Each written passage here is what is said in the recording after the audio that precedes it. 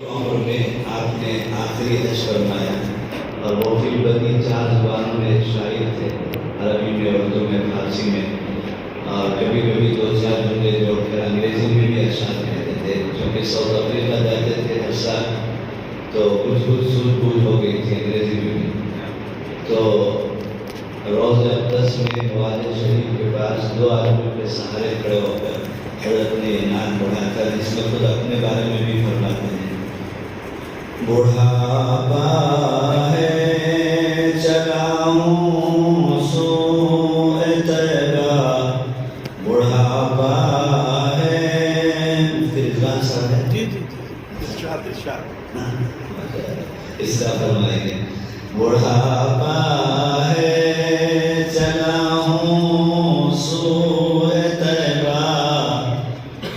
لرزتا لڑکھڑاتا سر جھکائے، بڑھاپا